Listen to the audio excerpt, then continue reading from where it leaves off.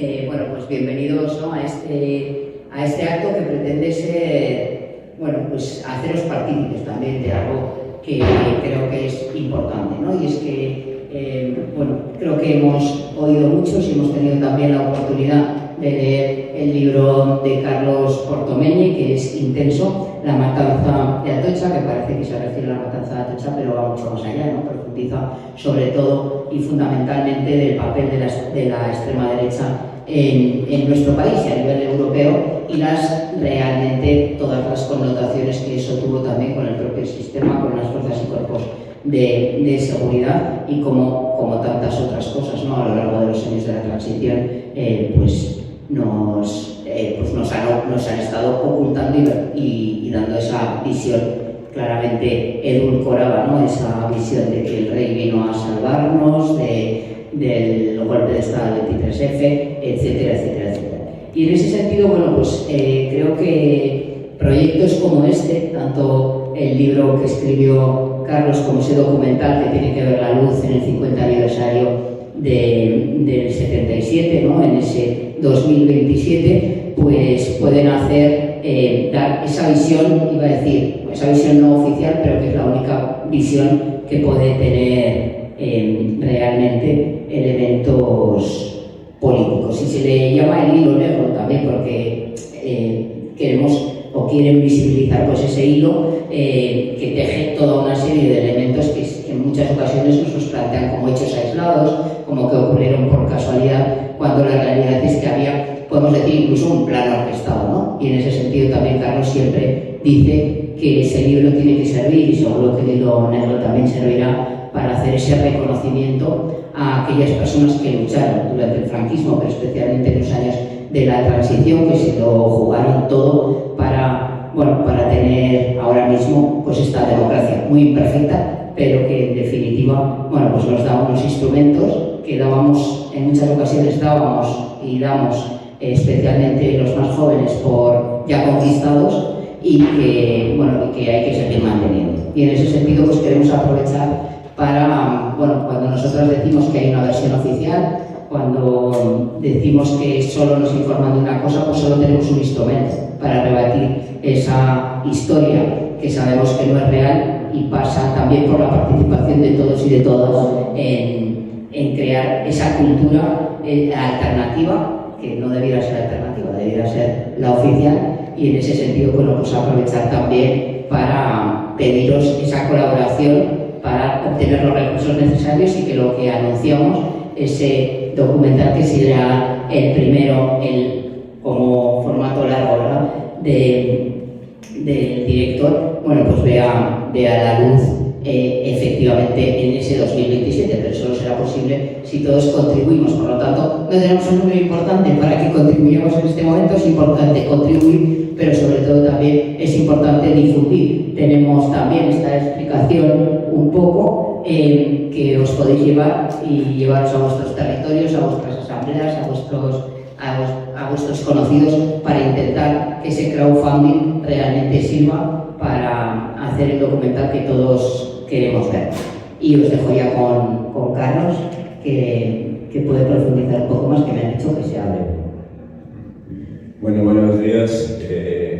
Profundizar poco, porque al final de cuentas lo que hice fue escribir el libro y un poco lo que va a ser el guión, digamos, no en el sentido cinematográfico, que eso es cosa de José Antonio, sino el guión desde el punto de vista documental, ¿no?, que es un poco recoger lo que son los años de investigación que me llevó a hacer ese libro, que empecé en 2012, que vio la luz en 2022 y que todavía sigo a día de hoy investigando. Y de hecho muchas de las cosas que queremos recoger, algunas de las cosas en el propio documental no están recogidas en el libro, sino que son fruto de investigaciones posteriores, ¿no?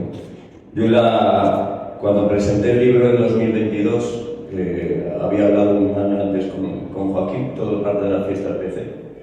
Fui a hablar con Joaquín Rece de Atrapasueños y le dije: Joaquín, tengo un libro que por fin finalicé, llevo 10 años escribiendo. Me dijo: ¿de qué va? De la transición. Y yo no escucho nada más. Dijo: que entra dentro de lo que es la línea editorial de Atrapasueños y por lo tanto lo vamos a publicar. Y de hecho, gracias a Joaquín tuvimos la oportunidad de publicar un libro de estas características íntegro, porque evidentemente otra editorial a buen seguro que hubiera metido la tijera, porque es un libro extenso en el que no me quise dejar absolutamente nada y que tiene mucho que ver con lo que acaba de decir Enay, con lo que un poco se quiere reflejar en el documental, ¿no?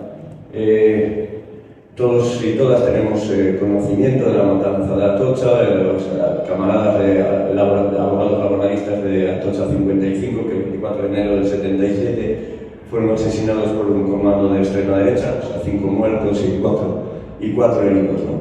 O el asesinato de Arturo Ruiz el día anterior, que dio inicio a la Semana Trágica, o acontecimientos como Montejurdo. El problema es que siempre fueron analizados por separado. Y en realidad, cuando yo empecé todo el trabajo de investigación, pues empecé a ver las conexiones que existían entre ellos y descubrir que no era nada nuevo. Sí nuevo conectarlos en este país, pero no nuevo conectarlos en otro como Italia, donde los jueces italianos durante muchos años estuvieron investigando todos estos acontecimientos, fundamentalmente por la participación de elementos neofascistas italianos, los más conocidos de lo que se daba en llamar en aquel momento la Internacional Negra, y que estaban en nuestro país y que cometieron muchos de los atentados desde aquí, no solo aquí, sino desde aquí, porque en el continente africano, en Europa y después sobre todo en América Latina, en golpes de Estado, etc. Esa es la conexión, ¿no?, que queremos dar, la visión de conjunto. Decían los jueces italianos que ellos habían empezado a analizar hechos por separado, como el asesinato de un juez en Roma en el año 76, como otro, pero que de repente habían visto que si no tenían esa visión de conjunto se perdían, porque entonces no comprendían lo que era la génesis de esos acontecimientos violentos. Y la verdad es que dice Jesús Alonso Montero, un camarada gallego del PCK de Galicia, que fue presidente de la Real Academia, me dijo hace muchos años: Carlos, no merece la pena escribir un libro si no se aporta nada nuevo, ¿no? Y la verdad que me siento satisfecho de aportar muchas cosas nuevas y sobre todo de hilvanarlas, ¿no?, que es un poquillo lo que hice. Pero sobre todo me siento muy orgulloso de que haya tenido repercusiones prácticas. Y la repercusión práctica importante es que yo no conocía a la familia de Arturo Ruiz hasta que vino aquí Manuel, su hermano, que ya falleció hace un año y pico, a presentar el libro conmigo. Y después de haber escrito el libro, me planteé, dije yo, ¿por qué no utilizo toda esa investigación para buscar al asesino de su hermano, que lleva desde 1977 sin localizar y desaparecido, ¿no?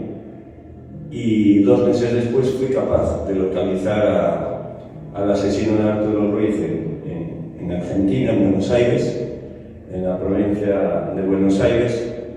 Eso después nos llevó a ir a Argentina, declarar una querella argentina con la jueza María Cervini, nos llevó a tener mucha más información, porque además el país, a través de la información que le facilitamos, consiguieron entrevistarlo, y muchas de las cosas que nosotros estábamos planteando y que vienen planteando en el libro y que se están planteando, pues fueron confirmadas por el propio asesino, que lleva desde el año 1977, desde el 24 de enero, el día que mataron a los abogados, se fue con la ayuda de los servicios de información de la Guardia Civil y vive con una identidad falsa que le facilitó el Ministerio Interior, y reconoce perfectamente muchas de las cosas que nosotros estábamos sacando.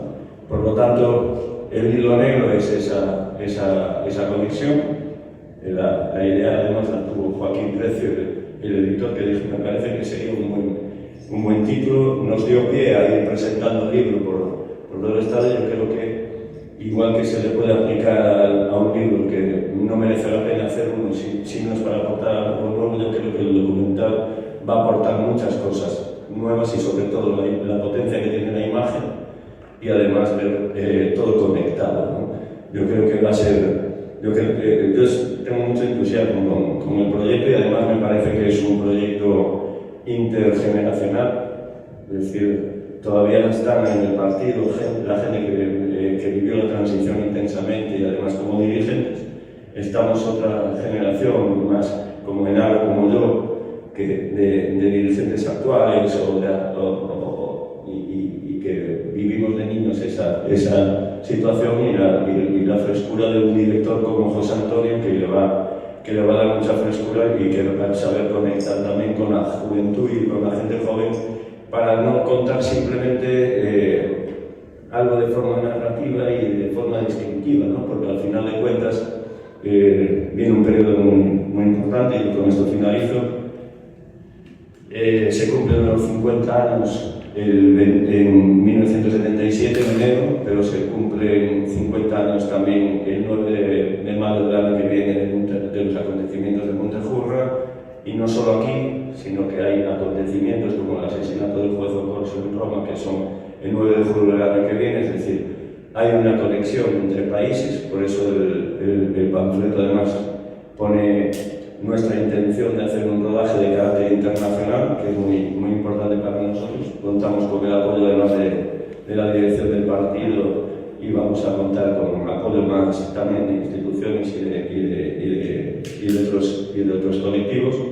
Y la verdad es que ahora mismo lo que vamos a poner en marcha es el proyecto del micromecenazgo e intentar contar con el mayor apoyo posible para desempeñar esta labor, ¿no? Y ese documental que vea la luz a la labor de 1977 para explicar a la sociedad española cosas que quedaron deslavazadas, pero por cierto, se me olvidaba. Para hacer todo este trabajo de investigación he manejado sumarios, he manejado sentencias, he manejado incluso archivos. Es mucho más fácil llegar a los archivos incluso de la CIA a través de medios digitales que acceder a los archivos en este país, ¿no? Tenemos una ley de secretos oficiales que muchos de estos casos, pues por poneros un ejemplo, ¿no? Es imposible acceder hoy a los documentos, al expediente del secuestro de Oriol Villascusa, ¿no? Está protegido por la ley de secretos oficiales, que es una ley de 1968 y no hay manera de acceder a esos documentos. La familia de Caparrós acaba de tener la alegría de que se les va a facilitar documentos desclasificados. También habrá que esperar si todos esos documentos son los que ellos pretendían ver o solo los que quieren, pero que es una lucha permanente y que efectivamente para confirmar muchas de las cuestiones y los planteamientos que se hacen en el libro y se van a hacer en el documental, pues para certificarnos al 100%, en muchos casos tenemos esa documentación, sobre todo de las investigaciones italianas, pero habría que abrir archivos y eso ya es más complicado, ¿no? Tenemos al asesino de Arturo Ruiz, lo tenemos localizado, lo tenemos entrevistado, pero sin embargo la familia no puede acceder a determinada documentación y se les niega esa posibilidad. Por lo tanto, nosotros queremos abrir esa documentación. El documental es abrir a la sociedad información que hoy está deslavazada o que no se quiere simplemente transmitir. Nada más, eso es. Muchas gracias.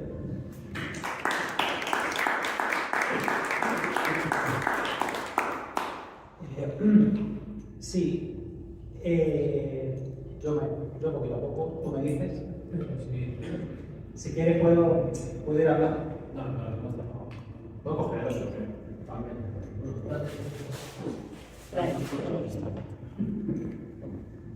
Problemas del directo, ¿no? Hola. ¿Sí? Buenas. Bueno. ¿Qué tal? Es cogerlo yo y ya no. Ahí sí. Muchas gracias.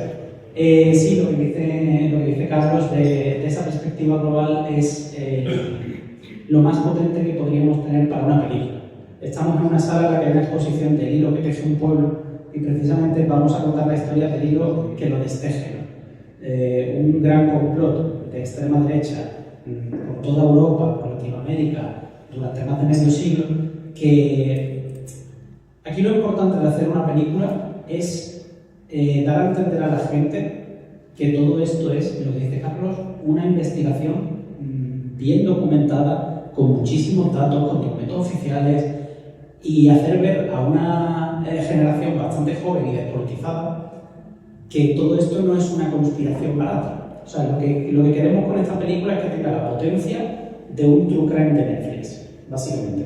Vamos a usar las herramientas del enemigo. Todo este contenido sobre asesinatos y complots que se consumen sin cabeza en redes y servicios de streaming.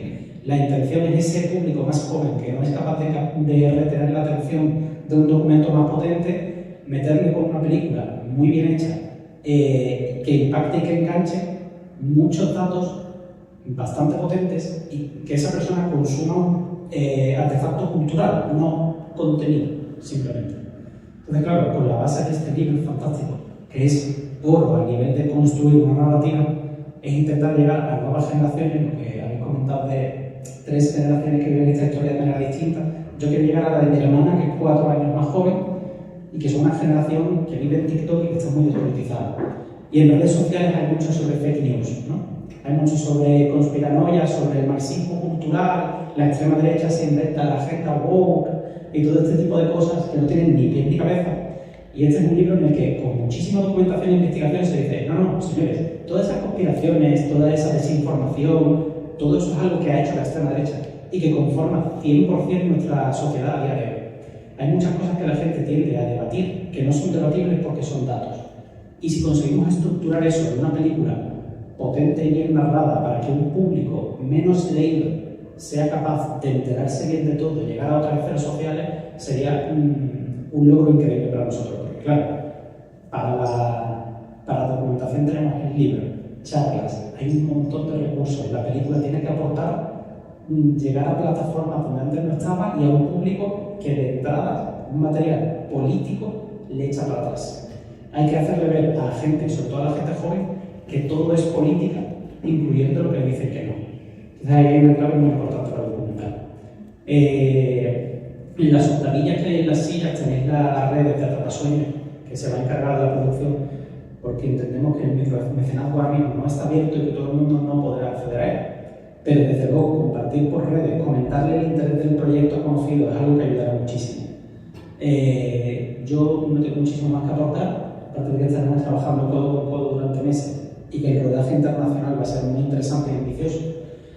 Si queréis, ponemos el teaser del proyecto, que hemos hecho un pequeño planteamiento en vídeo del hilo negro que queremos seguir, y ya si queréis hacerle alguna pregunta a Carlos o lo que sea, pues damos por comenzar esa ronda. ¿Os parece? Sí.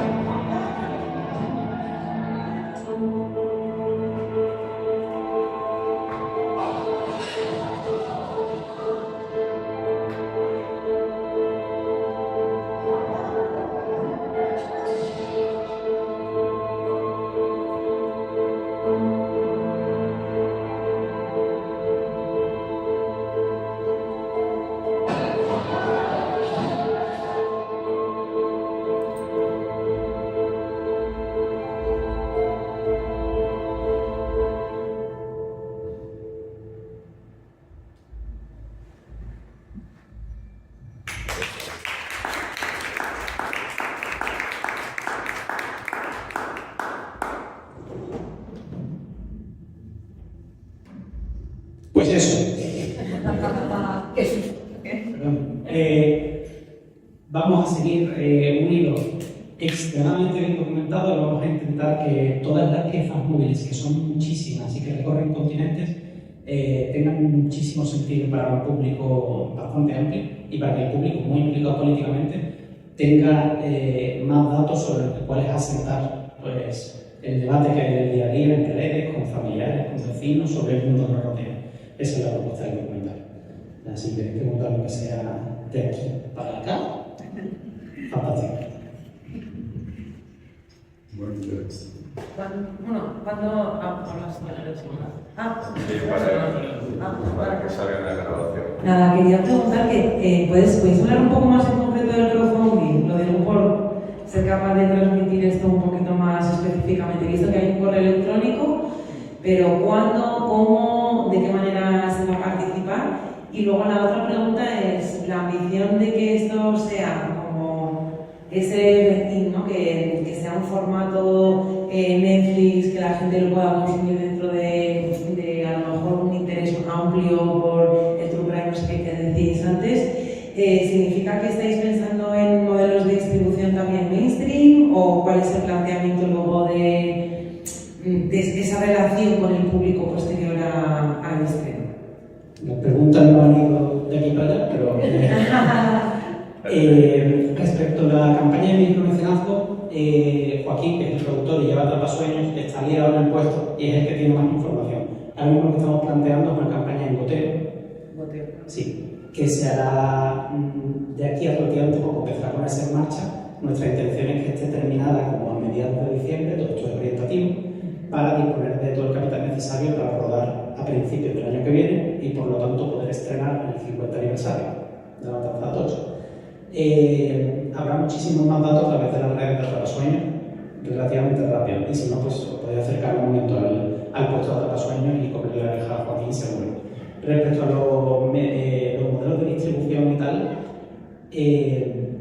estamos todos apuntando por documentales previos de Atrapasueños y el alcance que se está intentando conseguir. Lo más lógico es que haya una distribución en cine relativamente moderada. Es muy probable, yo lo digo así para manifestarlo, que haya estreno en televisión española, y es relativamente fácil hablar con Amazon Prime y con Filmin para que esté disponible en esas plataformas. Eso por ahí, aparte de todo el ciclo de presentaciones, cines independientes, etcétera, etcétera, ¿no? Esos son los sitios a los que se está apuntando para que efectivamente esto tenga un movimiento un poco más amplio. Independientes y comerciales.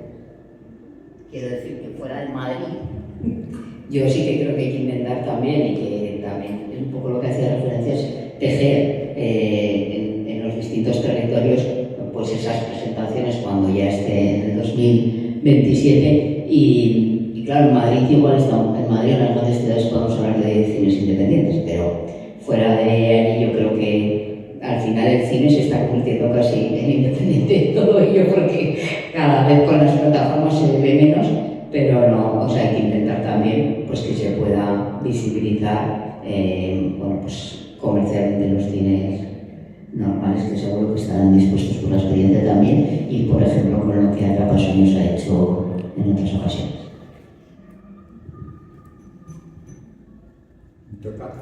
Pues felicitar a Carlos por su libro.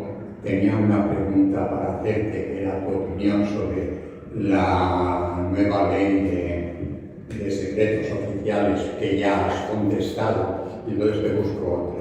Consecuencias de publicar el libro, ¿te ha dejado la extrema derecha tranquilo? ¿No has tenido ninguna amenaza? A ellos les importa poco la verdad porque no cuentan con ella. Te digo la verdad, cuando estaba escribiendo el libro muchas veces me planteé si iba a tener consecuencias. Y cuando publiqué el libro hubo muchos medios de comunicación que me preguntaron, periodistas, si no tenía miedo y temor. La verdad es que le dije que miedo lo tenía la gente que no tenía miedo la gente que sufrió en esos momentos la mano de la extrema derecha como para tener hoy en día. La verdad, la palabra miedo yo no la conozco, y mucho menos para una cuestión como esta, ¿no? Respeto sí, decía, miedo no, pero precaución sí. Cuando, por ejemplo, yo hice un dossier de 30 páginas para la familia Ruiz con el elemento de extrema derecha, me acuerdo que estábamos presentando el libro en Soria y camino de Burgos, se lo comenté a Joaquín y dije, pilla mi mochila, mira ese dossier que tengo ahí. Empezó a ver las fotografías actuales del asesino, empezó a ver todas las cosas y dijo, hay que garantizar tu seguridad en Buenos Aires, ¿no? Y la verdad es que hubo un momento de miedo, momento de miedo que voy a contar ahora porque es una anécdota impresionante. Yo fui con varios miembros del colectivo de los olvidados de la transición, como os decía antes, fuimos a lo que fue no sé cómo se llamaba exactamente, cumbre de derechos humanos, internacional de derechos humanos que hubo en la ESMA, en la antigua ESMA de Buenos Aires, y quedamos con los abogados de la querella argentina. Y entonces le dimos un ejemplar del libro, le dimos el dossier, les dijimos que queríamos declarar ante la jueza, hicieron todo lo posible para que fuéramos a declarar. Eso fue un jueves. Quería además proponer a la jueza que él fuera testigo protegido y tal. No creo que la cosa no vaya tanto. Pero el lunes nos citaron en su despacho los 4 abogados, nos devolvieron el libro, nos devolvieron el dossier, y uno por uno nos fueron explicando por qué no querían saber nada del tema. Entonces nos dijeron, uno de ellos, el que llevaba la voz cantante, nos dijo textualmente, en su país no sé qué es cómo funcionan las cosas, pero aquí te paran en una autopista, te matan fingiendo un robo y se acabó la cosa. Bueno, la verdad es que esa noche dormimos bastante incómodos porque al día siguiente era cuando declarábamos en el Juzgado Federal de Comodoro Pi. Entonces, tuvimos reuniones con varios colectivos de derechos humanos, con la Liga de Derechos Humanos, con varios partidos y de tal, y lo que nos había dicho el abogado, todos nos dijeron, es un poquito exagerado esto, ¿no? Y además te lo decía gente que había sufrido el tema de cárcel o torturas en la dictadura y que nos tranquilizó. Pero bueno, esas horitas fueron un poco complicadas, ¿no? Sabiendo que la persona que íbamos a denunciar no solo trabajó aquí para los servicios de inteligencia, sino que además, por la información que teníamos, pero por la que después dio él al país, él estuvo trabajando para los servicios también, no solo en Argentina, sino en Paraguay, en Uruguay, etc., para la Operación Cóndor, y dijo que siempre estuvo muy bien pagado porque sabía hacer muy bien su trabajo. Pero por el resto de la extrema derecha, hombre, yo la verdad es que supongo que cuando uno escucha a los autores de las novelas y dice me metí en profundidad con los personajes como si yo estuviera viviendo la historia, yo ya por afinidad del partido o por Guiomar Sarabia, la hija de Miguel Sarabia, que además era de Logroño, uno de los abogados que sobrevivió, pues fue ella. Yo le digo, la culpa de ese libro la tienes tú, ¿no? Porque digo la culpa porque mi hijo tiene 16 años y está familiarizado con todos los terroristas de extrema derecha, que dice los nombres, apellidos, y le he hecho sufrir mucho durante estos años, ¿no? Pero Guiomar y la gente que vivió esos momentos tan crueles, ¿no? de la violencia política en la transición, había una extrema derecha que, como sabéis, y mejor que yo, los que tenéis más edad y lo vivisteis, estaba la violencia en las calles, había palizas, estaban las manifestaciones con grupos paramilitares, estaban los guerrilleros de Cristo Rey durante muchos años. Como decía antes, no hay que tener miedo a la extrema derecha, hay que tener precaución con ella. Pero esta extrema derecha, por ahora, no es la extrema derecha que había antes.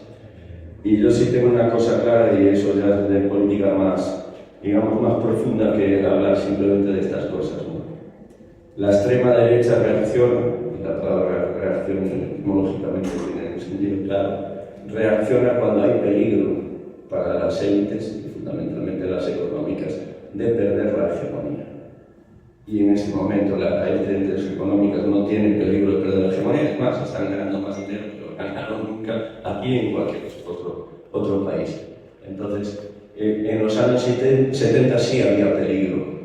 Ahí estaba el Pecci, en Italia, con el riesgo de ganar las elecciones generales en un país y convertirse en un país miembro de la OTAN. Como decía Kinsey y compañía, no podemos permitir que un comunista se siente en los órganos de la OTAN en Bruselas, ¿no? O en Portugal, donde hubo la revolución de los claveles y donde en el 74 y 75 hay presidente, primer ministro y ministro de Defensa vinculados al Partido Comunista Portugués o cualquier otro lado. Es decir, todo esto son acontecimientos violentos concretos, escogidos muy concretamente porque participaron unos terroristas italianos en ellos, muy concretos, pero todo en el marco general de la Guerra Fría y de la lucha general contra el comunismo, y al final el imperialismo es un papel fundamental en lo que es esto, ¿no?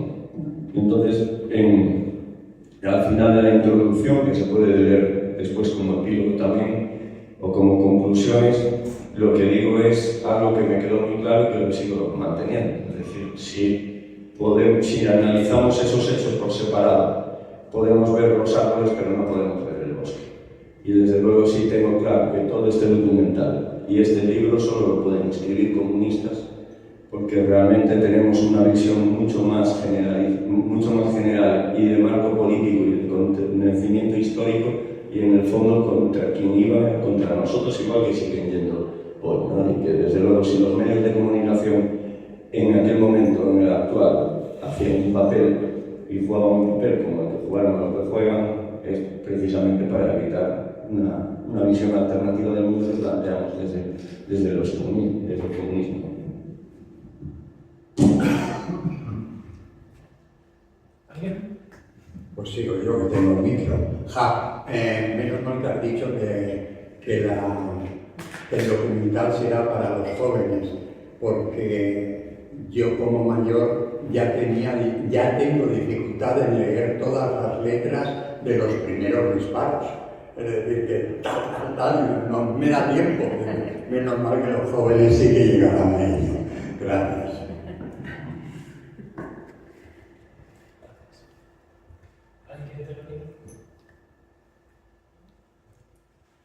Pues bueno, aplauso al público.